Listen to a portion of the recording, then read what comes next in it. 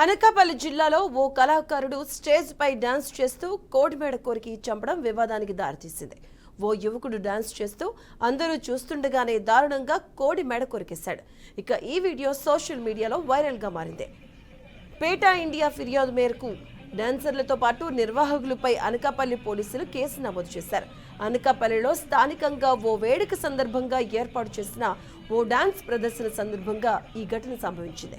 ఇలా బహిరంగంగా dance stage పై కోడి మేడ కొరకడం కలకలం రేపుతుంది. ఇలాంటి ఘటనలపై చర్యలు తీసుకుంటేనే మరోసారి జరగవు అంటున్నారు జంతు ప్రేమికులు.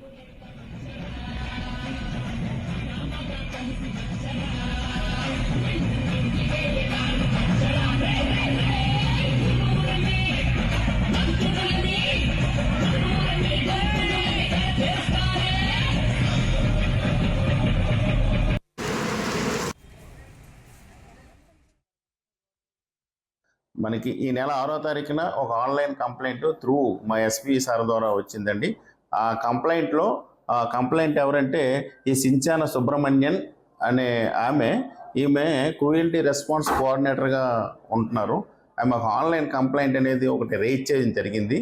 ఆ కంప్లైంట్లో ఏముందంటే డ్యూరింగ్ స్టేజ్ ప్రోగ్రామ్ అనకాపల్లి ఏరియాలో డ్యూరింగ్ స్టేజ్ ప్రోగ్రాంలో ఈ స్టేజ్ ప్రోగ్రామ్ డ్యాన్స్ పెర్ఫార్మెన్స్ చేసినప్పుడు ఈ ఏదైతే ఈ ఆర్గనైజర్స్ విష్ణు ఎంటర్టైన్మెంట్ ఆర్గనైజర్స్ ఈ డ్యాన్స్ ప్రోగ్రాంలో ఒక చికెన్ని మెడ కట్ చేసి ఎవరైతే డ్యాన్స్ పెర్ఫార్మెన్స్ చేస్తున్నారో వాళ్ళు నోటుతో కట్ చేసి బ్లడ్ బయటికి స్ప్లిట్ చేసినట్టు ఆ వీడియోలో ఆ కంప్లైంట్లో ఆ విధంగా మెన్షన్ చేసి ఆన్లైన్ కంప్లైంట్ రేజ్ చేయడం జరిగింది.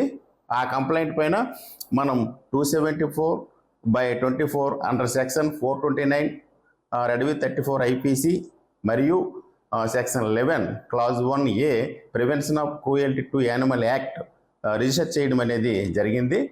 దీనిలో ప్రిలిమినరీగా ఇది మన అనకాపల్లి ఏరియాలోన ఒక 2-3 ఇయర్స్ బ్యాక్ జరిగిందని మనకు తెలిసింది.